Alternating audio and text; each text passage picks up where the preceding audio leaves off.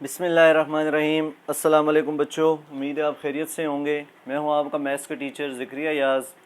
आज बच्चों हम Punjab text book chapter number 3 की रिव्यू एक्सरसाइज जो हाफ पेंडिंग है क्वेश्चन नंबर 8 से, वो आज हम डिस्कस करेंगे। तो क्वेश्चन नंबर 8 को हम पहले पढ़ लेते हैं। क्वेश्चन नंबर 8 हमें क्या कहता है जी, कंसीडर अ सेट, एक पी सेट दिया हुआ है, X such that X equal to 5m, m belong to natural number. इसी तरह एक क्यू सेट दिया हुआ है, हमने फाइंड पी इंटरसेक्शन क्यू निकालना है।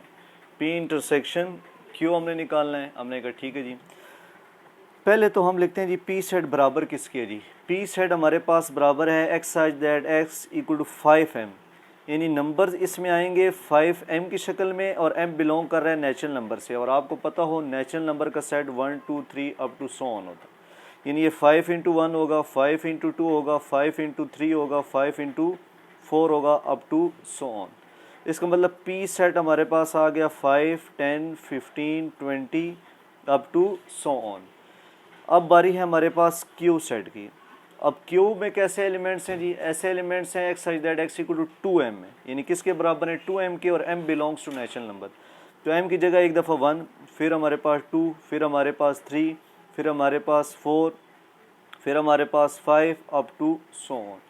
तो इसका मतलब जो क्यू सेट आ जाएगा वो 2 4 6 8 10 अप टू सो ऑन आएगा। अब हमने क्या करना है बच्चों, इसका इंटरसेक्शन निकालना है, पी इंटरसेक्शन क्यू। तो पी सेट क्या है हमारे पास 5 10 15 20 up to so on, intersection Q set 2 4 6 8 10 up to so on. तो आप चेक करें बच्चों, इंटरसेक्शन में वो चीज़ें आती हैं जो दोनों सेट्स में मौजूद हो। तो देखें यहाँ पे 10 है, वहाँ भी 10 मौजूद है, फिर यहाँ पे 20 है, तो ये भी आगे चलता जाएगा 12 14 16 18 20 आ जाएगा। फिर इसी तरह यहाँ 5 के टेबल में 25 30 आ जाएगा, वहाँ पे भी 2 का टेबल चलता जाएगा 30 तक। यानी मुख्तसर 10 20 30 40 अप टू सो ऑन, ये वो एलिमेंट्स हैं जो दोनों सेट्स के अंदर मौजूद हैं। यानी अब आप कहेंगे यहाँ तो सर 20 नज़र ही नहीं आ रहा, 20 नज़र नहीं आ रहा, तो इसका मतलब ये तो है ना, ये 2 का गैप चलता जा रहे हैं। 10 के अगला नंबर 12 है, फिर 14 है, फिर 16 है, फिर 18 है, फिर 20 है, फिर 22। तो इस तरह हमें अंदाज़ा हुआ कि हमारे पास जो इंटरसेक्शन आ रहा है वो 10 का गैप आ रहा है, 10 के गैप से 10 20 30 40 अप टू सो ऑन। तो पी इंटरसेक्शन क्यू हमारे पास ये आ गया, ये आंसर आ गया। अब है बच्चों हमारे पास क्वेश्चन नंबर 9, कहता है from suitable properties of union and intersection deduce the following results. यानी A intersection A union B को प्रूव करें, A union A intersection B के, और इसी तरह इसका सेकंड पार्ट, लेकिन कोई ना कोई प्रॉपर्टी लगा के। तो आपने कहा ठीक है जी, क्वेश्चन नंबर 9 लिख लिया आपने। आप क्या कर लें जी, लेफ्ट हैंड साइड ले लें जी। लेफ्ट हैंड साइड है A intersection A union B, ठीक हो गया। अब आप क्या करेंगे, इस पे फार्मूला लगा देंगे, कौन सा, यूजिंग कौन सी प्रॉपर्टी थी, एसोसिएटिविटी, जो हमने क्वेश्चन नंबर 6 में किया, एसोसिएटिविटी ऑफ इंटरसेक्शन, क्योंकि पहले इंटरसेक्शन का लफ्ज़ है, अवर यूनियन ये हम यूज़ करेंगे। यानी 3 एलिमेंट्स हैं तो एसोसिएटिविटी हो गया, पहले इंटरसेक्शन है ओवर यूनियन। तो ये हमारे पास था ए इंटरसेक्शन ए, पहली value union A intersection B, यानी पहले के साथ इंटरसेक्शन था, फिर यूनियन आता था, फिर पहली का दूसरे के साथ इंटरसेक्शन। फिर क्या हमारे पास बच्चों, ए के साथ इंटरसेक्शन ए आता है हमारे पास, ए का इंटरसेक्शन ए के साथ क्या होता है ए। तो ये तो बच्चों हमारे पास प्रूव नहीं हो गया, राइट हैंड साइड, ये राइट हैंड साइड प्रूव होगी, सवाल ख़त्म। अच्छा बच्चों, अब है इसका सेकंड पार्ट में उसी तरह हम क्या ले लेंगे, लेफ्ट हैंड साइड हमारे पास क्या आ गया जी, A union A intersection B. अब यहाँ पे वही प्रॉपर्टी यूज़ करेंगे, एसोसिएटिविटी का मतलब 3 एलिमेंट्स हैं, ऑफ यूनियन, पहले यूनियन आ रहा है, अवर इंटरसेक्शन, तो वो क्या होता है हमारे पास, A union A intersection A union B. फिर ए यूनियन ए का हमारे पास ए ही आंसर आता है, because A union A equal to A, और यही बच्चों हमारे पास राइट हैंड साइड है और ये हमारे पास प्रूव्ड हो गया। ये सिंपल एक दफ़ा एसोसिएटिविटी वाली प्रॉपर्टी लगानी है और एक दफ़ा ये वाली, तो ये प्रूव्ड हो जाएगी। एसोसिएटिविटी में अगर आपको थोड़ा सा मसला आ रहा है तो यूँ याद रखें, ए यूनियन पहली वाली वैल्यू, फिर आता है इंटरसेक्शन, फिर ए यूनियन बी, बस ये स्टाइल है। अब है बच्चों हमारे पास क्वेश्चन नंबर 10। क्वेश्चन नंबर 10 में लिखा हुआ है जी ऑफ एक्स की वैल्यू है, एस ऑफ एक्स की वैल्यू है। तो नीचे g of 0, g of -1, g of -5/3, इसी तरह एस की वैल्यूज़ हमने निकालनी है। तो ये बेहद आसान सवाल है बच्चों। जी ऑफ एक्स की वैल्यू 7x - 2 है, एस ऑफ एक्स की वैल्यू 8x² - 3 है। पहले हमें निकालना है जी ऑफ 0। जी ऑफ 0 के लिए आप क्या करेंगे, पुट x इक्वल टू 0, यानी x की जगह क्या है हमारे पास 0। किस इक्वेशन में, g वाली कौन सी इक्वेशन है, g वाली 1 है, तो पुट इन 1। तो क्या हो जाएगा, जी ऑफ 0 7 × 0 + 2 -2, यानी जहाँ जहाँ x होगा वहाँ आप क्या पुट कर देंगे 0। 7 0 से मल्टीप्लाई होगा 0 -2, ये क्या आ जाएगा -2। फिर सेकंड पार्ट में क्या है हमारे पास, g of -1, g of -1 question mark. अब क्या करेंगे, पुट x इक्वल टू -1। अब x की जगह -1 पुट करें, किस वाली इक्वेशन में, जी वाली में, जी वाली इक्वेशन 1 है। तो क्या हो जाएगा, जी ऑफ -1 7 × -1 -2, 7 1 ज़ा 7 -2 -7 -2 -9, ये हमारे पास सेकंड पार्ट आ गया। थर्ड पार्ट में क्या है जी हमारे पास, थर्ड पार्ट है जी ऑफ -5/3 क्वेश्चन मार्क। तो अब क्या करेंगे, पुट x इक्वल टू -5/3 इन 1। तो हम पुट करते हैं जी, ये वाली वैल्यू आपने पुट कर दी जी वाले फंक्शन में जहाँ जहाँ हमारे पास x था। 7 5 ज़ा 35 हो जाएगा, -/3 -2, इनका हम एलसीएम ले लें या डायरेक्ट कैलकुलेटर यूज़ कर लें, 3 2 ज़ा 6 और 3, तो ये -41/3 हमारे पास जी ऑफ -5/3 का आंसर आ जाएगा। अब है हमारे पास s of x equal to 8x² - 3 जो हमारे पास इक्वेशन 2 थी। अब हमने एस ऑफ 1 निकालना है, यानी हमने एस ऑफ 1 की वैल्यू निकालनी है। तो इसका मतलब ये हो गया, पुट x इक्वल टू 1, लेकिन किस इक्वेशन में, 2 में, जो s वाली है। तो s वाली में जहाँ जहाँ x होगा वहाँ आप क्या पुट कर देंगे, 1। देखिए यहाँ x था तो 1 पुट कर दिया, यहाँ पे x है तो 1 पुट कर दिया, -3। 1 का स्क्वायर 1 -3, 8 में से 3 गया हमारे पास 5, आंसर आ। फिर इसी तरह इसका सेकंड पार्ट है हमारे पास, पाँचवा पॉइंट है G S of -9, S of -9 की वैल्यू निकाल। तो उसी तरह बच्चों आप क्या पुट कर दें जी, put x equal to -9 in 2। x की जगह -9 लिखा हुआ है, अब जहाँ जहाँ s में x होगा वहाँ -9 पुट कर देंगे, ये -9 पुट कर दी। 9 का स्क्वायर 81 इंटू -3, 8 1 ज़ा 8, 8 8 ज़ा 64 -3, 645 आंसर आ जाएगा। अब है हमारे पास s 7/2, यानी अब put x equal to 7/2 in equation 2, यानी x की जगह 7/2 पुट करें और s वाली इक्वेशन में पुट कर दें। तो 8x का स्क्वायर है जी 7/2 का स्क्वायर -3, तो क्या आ जाएगा हमारे पास, 7 का स्क्वायर 49, 2 का स्क्वायर 4 -3, ये आ जाएगा। 4 1 ज़ा 4, 4 2 ज़ा 8, तो 2 इंटू 49 -3, 49 को 2 से करेंगे 98 -3 विच इज़ 95। तो ये सिंप्लीफाई हल करके हमारे पास आंसर आ जाए।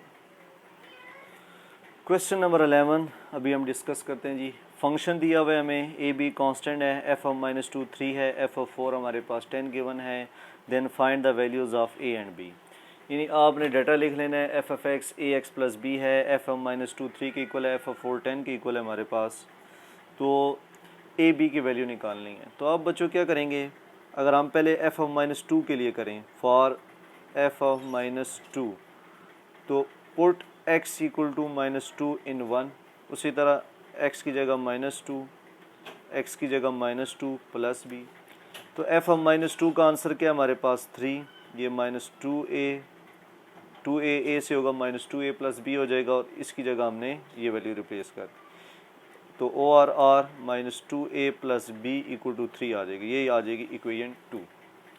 फिर है हमारे पास f of 4 equal to 10 for f of 4 put x equal to 4 in equation 1। अब x की जगह 4 पुट कर दें, f of 4 a into 4 plus B. f of 4 की वैल्यू कितनी है हमारे पास 10, इसकी जगह 10 आ जाएगा, ये 4a प्लस बी आ जाएगा। ORR 4a plus B equal to 10 that is equation 3।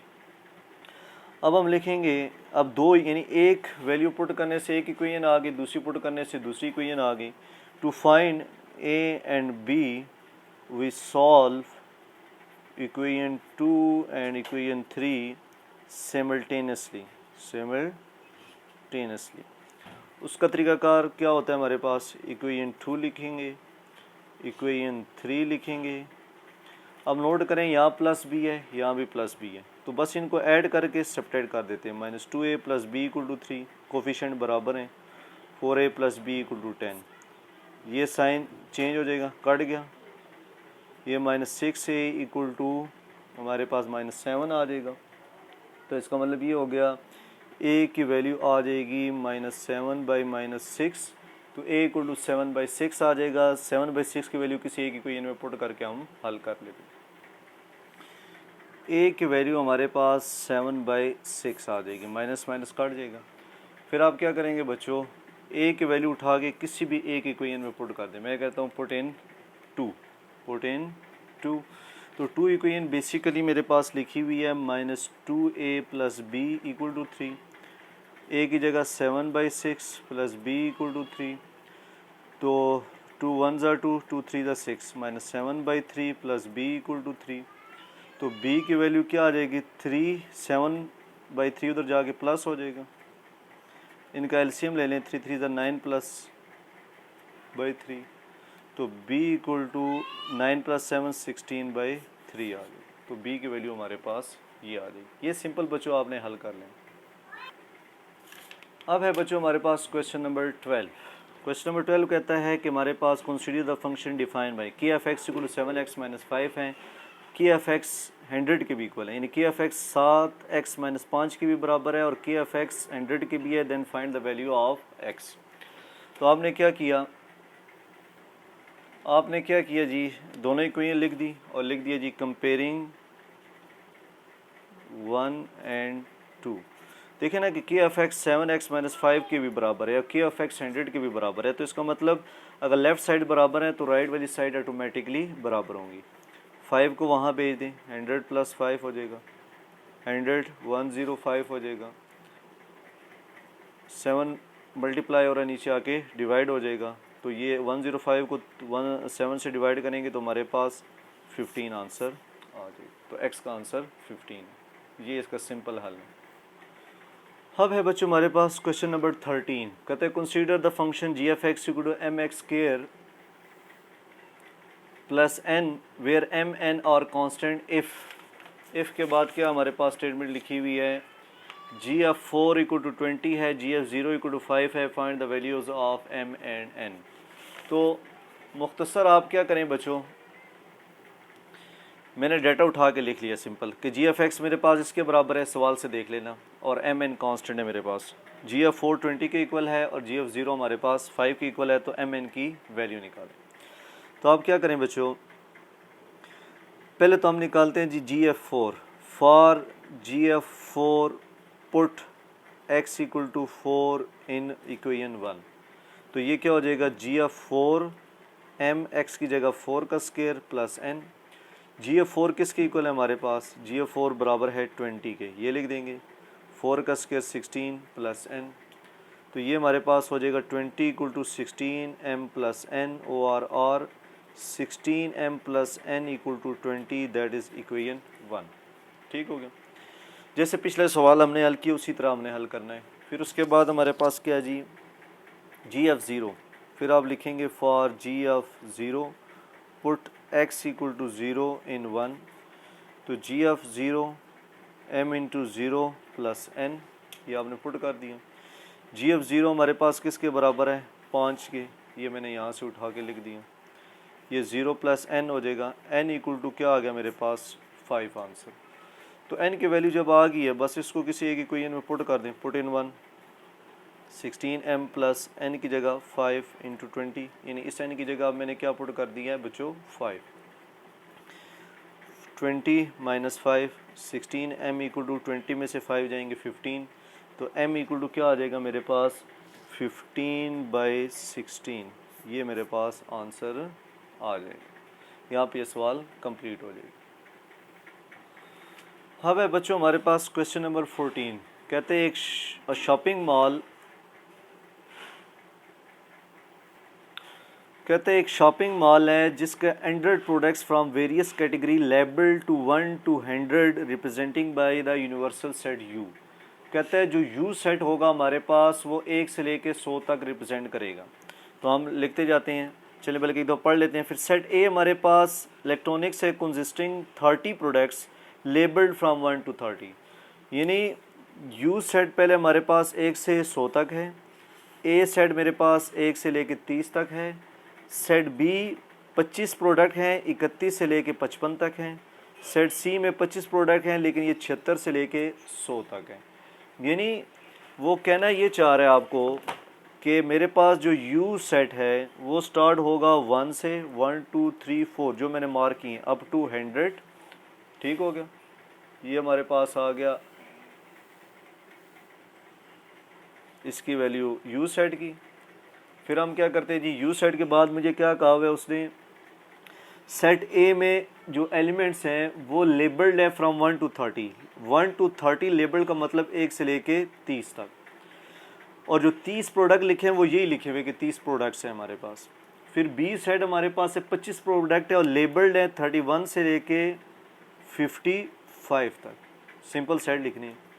और सी हमारे पास है जी लेबल्ड हैं 76 से लेकर 100 तक, ये मैं बुक से देख के लिख रहा हूँ, मैंने जो पढ़े हैं आपको, तो ये आपने लिख लिया। फिर कहते हैं right each set in tabular form and find the union of set. ये तो हमारे पास टेबुलर फॉर्म इसकी आ गई सेट्स की, टेबुलर फॉर्म निकल आई हमारे पास। अब आगे क्या कहता है कि right find union of all 3 sets, union of 3 set.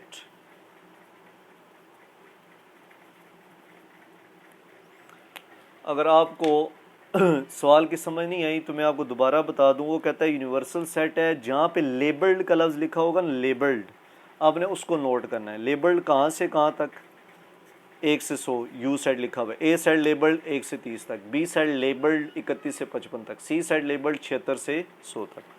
ये टेबुलर फॉर्म आ गई टेबल की शक्ल में। यूनियन से मुराद है ऑल 3 सेट का यूनियन क्या होगा, A union B union C आ जाएगा हमारे पास। तो हम क्या करते हैं जी, पहले ए सेट लिख देते हैं 1 2 3 up to 100, union B set क्या है मेरे पास 31 32 33 अप टू 55, ये आ जाएगा union C set 76 77 78 up to 100। अब मैंने आखिरी 2 ब्रैकेट लगाई है, तो पहले आप क्या कर लें, इनकी यूनियन ले लेते हैं, आपकी मर्ज़ी है, पहले 2 की ले लें, आखिरी 2 की 1 2 3 4 अप टू 100 तक, इसी तरह यूनियन। अब हम नोट करें ये हमारे पास 31 से 55 तक हैं, ये 76 से 100 तक हैं, ये अलग-अलग वैल्यूज़ हैं। तो इसका मतलब इन दोनों का यूनियन आएगा 31 32 33 अप टू 55 तक, इसी तरह फिर आगे 76 77 78 78 अप टू 100 यहाँ तक आएगा। फिर इन सब का यूनियन क्या होगा हमारे पास,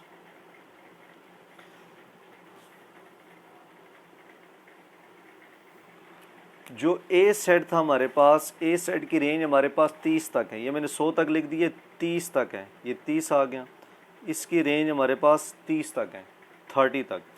अब हम इसके साथ इसका यूनियन लेने वाले हैं, तो 1 2 3 4 5 6 अप टू 30 तक तो यही आ जाएगा क्योंकि ये 30 लिखा हुआ है। आगे हमारे पास 31 32 अप टू 55 तक, यहाँ तक आ जाएगा। फिर उसके बाद क्या होगा हमारे पास, चेंज हो जाएगा 76 77 78 अप टू 100, यानी मुख्तसर जो यूनियन आएगा 1 2 3 4 अप टू 55 तक। तो इसी तरह सीधी तरतीब है हमारे पास, आगे जहाँ चेंज हो रही हैं 76, 77, 78 अप टू 100, तो ये हमारे पास तीनों सेट्स का यूनियन आ जाएगा। ये सादा सा सवाल था हमारे पास। अब है हमारे पास क्वेश्चन नंबर 15 बच्चे। इसमें हमें कहा हुआ है कि 180 स्टूडेंट है out of 180 student who appeared in the annual examination. 180 बच्चे सालाना एग्ज़ाम में अपीयर होते हैं। 120 पास द मैथ टेस्ट, 120 बच्चा मैथ का टेस्ट पास करता है। अब जो हमारे पास टोटल स्टूडेंट है उसको मैं यू का नाम ज़ाहिर कर देता हूँ, उधर भी मैं लिख दूंगा। जो मैथ टेस्ट वाले हैं उनको मैं सेट ए का नाम दे देता हूँ। और 90 बच्चे जो है ना साइंस टेस्ट पास कर रहे हैं, तो जो साइंस टेस्ट वाले हैं उसको मैं बी का नाम दे दूँ। और 60 बच्चे ऐसे हैं जो बहुत ए और बी इकट्ठा पास करें, यानी ए इंटरसेक्शन बी है हमारे पास, ये दिया हुआ है। फिर हम इसके बारी बारी पार्ट्स पढ़ते हैं। क्या हमें कहा हुआ है, 4 पार्ट्स हमें पूछे गए हैं कि हाउ मेनी पास इधर मैथ और साइंस, फिर how many did not pass, how many pass science but not math test, how many failed the science test. तो ये हम बारी बारी करते हैं। मैंने क्या लिखा जी, टोटल स्टूडेंट है यू को रिप्रेजेंट करते हैं, मैथ टेस्ट पास वाले ए हैं, साइंस टेस्ट पास वाले बी हैं। तो एन एफ यू कितना हो गया मेरे पास, टोटल स्टूडेंट कितने थे जी 180, ये आ गया जी 180। उसके बाद मैथ टेस्ट वाले कितने थे जी, एन एफ ए कितना आ गया मेरे पास जी, लिखा हुआ है जी 120। और ये हमारे पास कौन से, मैथ वाले, ठीक हो गए। साइंस वाले कितने हैं जी, साइंस वाले हैं हमारे पास 90। ये कौन से आगे बच्चों, साइंस वाले, ये कौन से वाले आगे हमारे पास, साइंस वाले। N of A intersection B, ये कितने हैं जी, दोनों पास करने वाले 60। मैथ एंड साइंस पास करने वालों की तादाद है 60। ये आपने डाटा उठा के लिख दिया। अब पहला सवाल पूछा हुआ है कि how many pass either the math और साइंस टेस्ट। अब और का साइन है, it means we have to find N of A union B, हमने ये निकालना है। तो N of A union B क्या फार्मूला होता है हमारे पास, एन ऑफ ए जो मैंने लिखवाया हुआ था, n of B minus N of A intersection B. N of A कितने जी, मैथ्स वाले 120, साइंस वाले 90, ए इंटरसेक्शन बी कितने जी 60। तो इनको माइनस करेंगे तो हमारे पास आंसर आ जाएगा 150 स्टूडेंट्स जो दोनों साइंस और मैथ्स दोनों में पास हैं। अब सेकंड पार्ट में हमें कहते हैं how many did not pass the other of 2 test, यानी वो स्टूडेंट लिखने हैं, students who did not pass any test, यानी इसमें से हमने वो स्टूडेंट लिखने हैं जिन्होंने कोई भी टेस्ट पास नहीं किया, दैट इज़। अब जो हमारे पास n of A union B का होल कम्प्लीमेंट लेंगे, यानी जो हमारे पास टोटल तादाद आई है एन एफ यू, इसमें से हम N of A union B minus कर देंगे। इसको माइनस करने का स्टाइल होता है कि ए यूनियन बी का होल कम्प्लीमेंट ले लिया जाए। यानी हमारे पास टोटल तादाद बच्चों की कितनी थी 180, और अभी हमने पिछले पार्ट में कहा है कि 150 बच्चे ऐसे हैं जिन्होंने दोनों टेस्ट पास किए। तो उसका तरीकाकार क्या होता है, 180 में से 150 निकाल दें। मैथमेटिकली लिखने का स्टाइल क्या होता है, ए यूनियन बी का होल कम्प्लीमेंट इक्वल टू क्या होता है, यूनिवर्सल सेट में से इसी को माइनस कर दें। तो 30 बच्चे ऐसे हैं जिन्होंने टेस्ट पास कोई भी नहीं किया। अब हमारे पास बच्चों जो तीसरा पार्ट है उसमें कहते हैं how many pass the science test but not the math test. अब कितने बच्चे हैं जिन्होंने साइंस का टेस्ट पास किया है लेकिन मैथ्स का टेस्ट पास नहीं किया। तो बेसिकली यहाँ पे जो हमारे पास फार्मूला लग रहा है वो है हमारे पास एन ऑफ बी माइनस ए, यानी क्योंकि हमने ए को कहा हुआ था मैथ्स टेस्ट वाले और बी को हमने कहा हुआ था साइंस टेस्ट वाले, तो बी में से हम ए को जब सब्ट्रैक्ट करते हैं, ये कह लें कि हमारे पास फार्मूला है N of B minus A, तो ये होता है N of B minus N of A intersection B. जब हमने एक वैल्यू फाइंड आउट करनी हो कि किन्होंने पास किया है और कितनों ने नहीं किया, यानी 2 कम्बिनेशन है हमारे पास मैथ्स और साइंस के, जिसमें से हमने एक फाइंड आउट करना है कि टेस्ट पास हुआ है लेकिन दूसरा फेल हुआ है। तो जो हमारे पास पास वाला होता है वो बाद में आ जाता है, और मतलब यानी यहाँ पे साइंस पहले आया है तो बी सेट पहले आ जाएगा, यानी ये साइंस वाला है। मैथ्स बाद में पूछा गया तो एन ऑफ बी माइनस ए हो जाएगा, यानी बाद में ए का कहा हुआ है मैथ्स का तो हम ए सेट लिख देंगे। अगर यूँ उल्टा लिखा होता how many pass the math test but failed the science test, तो फिर हम क्या करते हैं, N of A minus B कर देते हैं। सिर्फ ये बताने का मकसद ये है कि यहाँ पे साइंस है तो इसलिए एन ऑफ बी पहले आ गया है, माइनस ए बाद में आया क्योंकि मैथ्स बाद में। अगर मैथ्स पहले होता और साइंस बाद में होता तो ये वैल्यू उलट जाती। तो अगर यहाँ एन ऑफ बी पहले आया तो एन ऑफ बी आ जाएगा minus N of A intersection B. N of B की वैल्यू हमारे पास बच्चों 90 है और जो दूसरी कॉमन है वो हमारे पास 60 है। तो हमारे पास टोटल तादाद कितनी आ जाएगी 30। तो 30 बच्चे ऐसे हैं जिन्होंने साइंस का टेस्ट पास किया लेकिन मैथ्स का टेस्ट पास नहीं किया। बल्कि आप जनरल भी कह सकते हैं कि आपके पास सवाल के अंदर देखिए 90 बच्चे ऐसे थे जिन्होंने साइंस का टेस्ट पास किया था और 60 कॉमन थे, तो 90 में से 60 जाएगा, हमारे पास 30 बच्चे बच जाएंगे। यूँ डायरेक्ट भी कर सकते हैं, नहीं तो फार्मूले के लिहाज से यूँ होगा। अब आखिरी पूछा हुआ है कि how many failed the science test. Science test कितने बच्चों ने फेल किया हुआ है, तो इसका मतलब ये हुआ कि हम इसका कम्प्लीमेंट निकाल लेते हैं। एन ऑफ बी का कम्प्लीमेंट क्या होता है, N of universal minus N of B, यानी टोटल स्टूडेंट हमारे पास 180 थे, साइंस टेस्ट जिन्होंने फेल किए वो हमारे पास पास किए वो 90 थे, तो 180 में से 90 जाएंगे तो हमारे पास जो फेल बच्चों की तादाद है वो भी हमारे पास 90 आ जाएगी। ये सिंपल सा क्वेश्चन है हमारे पास। अब है हमारे पास लास्ट क्वेश्चन नंबर 16। कहते हैं in a software house of city with 300 software developers. City के अंदर एक सॉफ्टवेयर हाउस है, वहाँ पे 300 सॉफ्टवेयर लोग काम कर रहे हैं। एक सर्वे किया गया है, conduct to determine which programming languages is liked more, कौन सी प्रोग्रामिंग लैंग्वेजेस ज़्यादा लोग पसंद कर रहे हैं, और survey related to the following statistic है। तो 150 डेवलपर्स जो वहाँ पे 300 लोग बैठे हुए हैं, जो सॉफ्टवेयर हाउस है वहाँ पे 300 लोग बैठे हुए हैं, वहाँ में से 150 डेवलपर जो है पाइथन लैंग्वेज को पसंद करते हैं, 130 लोग जावा को पसंद करते हैं और 120 लोग पीएचपी लैंग्वेज को पसंद करते हैं। तो जो टोटल है उसको हम यू का नाम दे देंगे, पाइथन को हम सेट ए का, जावा का जहाँ तस्करा आएगा वहाँ बी सेट लिख देंगे, पीएचपी का जहाँ तस्करा आएगा वहाँ हम उसको सेट सी का नाम देंगे, और फिर जहाँ गठे आएंगे वो इंटरसेक्शन और यूनियन जहाँ यूज़ करना होगा उस हिसाब से हम यूज़ कर लेंगे। फिर मैं बारी बारी हम निकालते हैं। मैंने लिख दिया सॉफ्टवेयर डेवलपर को यू का सेट दे दिया नाम, पाइथन वाले को A, Java B, PHP P, C sorry.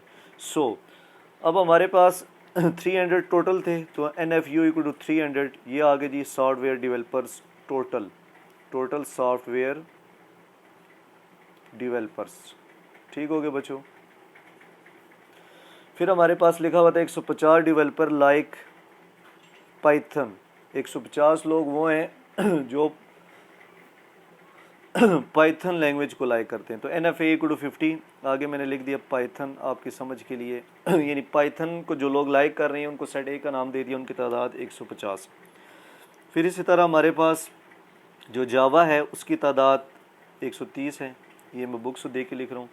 फिर थर्ड पॉइंट पे लिखा हुआ 120 डेवलपर लाइक पीएचपी, तो पीएचपी वाले को हमने सी का नाम दे दिया, पीएचपी।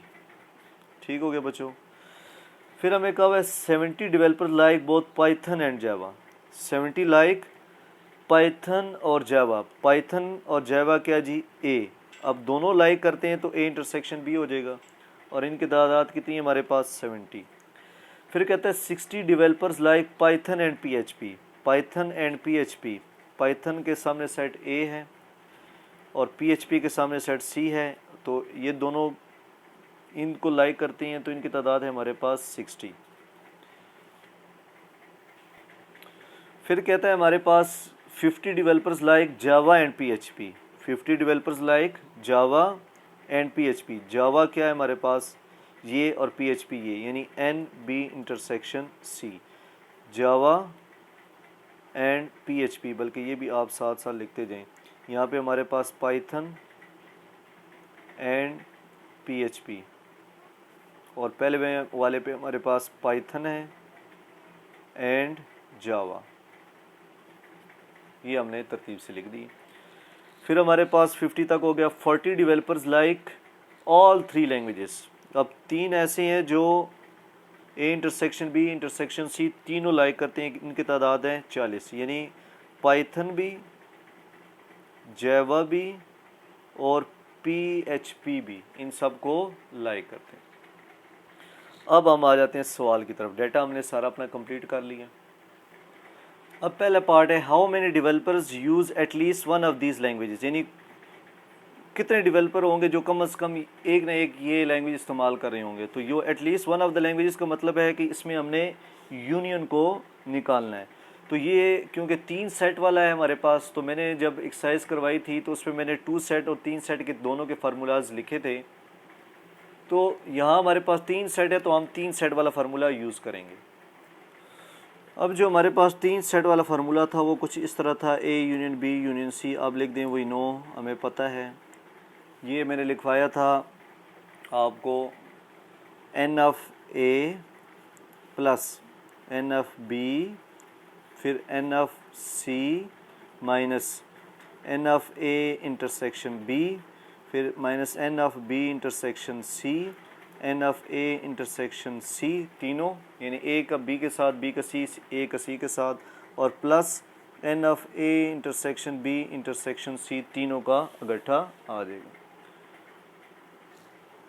फिर आप वैल्यू पुट कर दें। एन एफ ए की वैल्यू है हमारे पास 150, पीछे से उठा के लिखते जाएं यहाँ से, ये जो हमने लिखे हैं n of A 150। N of B की वैल्यू कितनी है हमारे पास, एन एफ बी की वैल्यू है 130, एन एफ सी की वैल्यू है 120, n of A intersection B की वैल्यू है 70, बी इंटरसेक्शन सी की वैल्यू है हमारे पास 50, ए इंटरसेक्शन सी की वैल्यू है हमारे पास 60, और n of A intersection B intersection C की वैल्यू है हमारे पास 40। ये हमने वहाँ से वैल्यूज़ उठा के लिख दी और इनको ऐड करके हमारे पास आंसर जो आ गया वो है 260। तो एटलीस्ट वन ऑफ द, यानी जो हमारे पास 300 लोग हैं उसमें से 260 लोग ऐसे हैं जिनको कम से कम एक लैंग्वेज सारी की सारी आती है। अब बच्चों इसका बी पार्ट है how many developers use only one of these languages, यानी इसमें से कितने डेवलपर हैं जो एक कम से कम इसकी लैंग्वेज को इस्तेमाल करते हैं या यूज़ करते हैं। तो मतलब कहने का मकसद the developers who like exactly one of the given language is. इसका भी फार्मूला बच्चों यही जो ऊपर हमने यूज़ किया है यही आएगा, लेकिन इसमें थोड़ी सी चेंजिंग होगी। कैसे, n of A plus n of B plus n of C, ये तो उसी तरह आ गया, -2, यानी जो इंटरसेक्शन वाले 2 सेट्स थे वहाँ पे 2 2 आ जाएगा, -2 n of B intersection C -2 A intersection C, 2 2 आ जाएगा। और जो 3 वाला होगा यानी n of A intersection B intersection C plus वाला, इसके पास 3 आ जाएगा क्योंकि इसके 3 सेट थे तो 3 से मल्टीप्लाई हो जाएगा। ये 2 2 सेट थे 2 के साथ और ये 1 1 सेट है तो ये 1 1 के साथ। क्योंकि ये 3 सेट्स वाला सवाल है और हमने एग्जैक्टली 1 निकालना है तो इसका फार्मूला हमारे पास ये होगा। फिर उसी तरह 150 130 plus 120 -2 into 70 -2 into 60 -2 into 50, value put करते जाएँ, प्लस 3 इंटू 1 3 इंटू 40। तो इन सब को हम ऐड करके सब्ट्रैक्ट करके हमारे पास आंसर आ जाएगा 160। तो ये वो डेवलपर्स हैं जिनके पास एटलीस्ट 160 लैंग्वेजेस आने चाहिए। अब कहते हैं how many developers do not use any of these languages. कहते हैं इसमें से कितने डेवलपर है जो इनमें से एक लैंग्वेज भी इस्तेमाल नहीं करते। तो आपको याद हो जो हमने निकाला था, ये देखें कि 260 हमारे पास वो आए थे जो हमारे पास कम से कम एक लैंग्वेज इस्तेमाल कर रहे थे। तो इसका मतलब n of A union B union C 260 है, तो टोटल में से 260 माइनस कर देंगे तो हमें पता लग जाएगा कितने लोग हैं जो डेवलपर्स जो कोई भी लैंग्वेज इस्तेमाल नहीं कर रहे। तो उसका तरीकाकार मैंने यूँ बताया था, A union B union C का whole complement equal to n of U minus n of A union B union C. ये फार्मूला लगा दें। एन एफ यू 300 हैं, जो यूज़ कर रहे हैं वो 260 हैं कम से कम एक, तो 300 में से 260 जाएगा 40 लोग वो हैं जो ये लैंग्वेजेस यूज़ नहीं कर रहे। तो अब है हमारे पास लास्ट पार्ट कि कितने डेवलपर्स हैं जो हमारे पास ओनली PHP यूज़ कर रहे हैं, PHP यूज़ कर रहे हैं। तो अगर हमने निकालना है how many developers use only PHP, तो हम आ जाते हैं जी PHP वाले कौन कौन से थे जी। PHP वाली NFC पहले आ जाएगा NFC। फिर हमारे पास जो इंटरसेक्शन वाले PHP किसके पास इंटरसेक्शन है, ए इंटरसेक्शन सी, क्योंकि ये कॉमन है तो कॉमन वाला माइनस करना होता है, ए इंटरसेक्शन सी। फिर हमारे पास पी एच पी किसके पास है जी, बी इंटरसेक्शन सी के साथ, ये वाले भी माइनस करना पड़ेगा। फिर पी एच पी हमारे पास अगट्ठा तीनों के साथ भी आ रहे हैं तो लेकिन ये क्योंकि 3 सेट वाला है तो ये ऐड होगा, 3 सेट वाली वैल्यू हमारे पास ऐड होती है, 2 सेट वाली हमारे पास माइनस होती है। तो बस इनको आप माइनस कर लें। सी हमारे पास कितनी है तादाद, सी की तादाद है 120, ए इंटरसेक्शन सी की तादाद है हमारे पास 60, बी इंटरसेक्शन सी की तादाद है 50, और जो ऐड हो रहे हैं ए इंटरसेक्शन बी इंटरसेक्शन की तादाद है हमारे पास 40। ये बच्चों मैंने कहाँ से देख के लिखा, जो मैं डाटा लिखा था वहीं से मैंने उठा के लिखा। पाइथन पीएचपी को फोकस किया 120, फिर जो कॉमन वाले थे वो उनको माइनस किया, एक ये वाला था एक ये वाला, जो 3 कॉमन वाला था क्योंकि वो तीनों में मौजूद है तो ये वाली वैल्यू हम ऐड कर देते हैं हमेशा, तो हमारे पास तादाद आ जाएगी 50। तो 50 लोग ऐसे हैं बच्चों डेवलपर्स जो सिर्फ पीएचपी को यूज़ कर दें। यहाँ पे हमारे पास एक्सरसाइज कंप्लीट हो गई बच्चों, कोई चीज़ समझ ना आई हो तो कमेंट करके पूछ सकते हैं।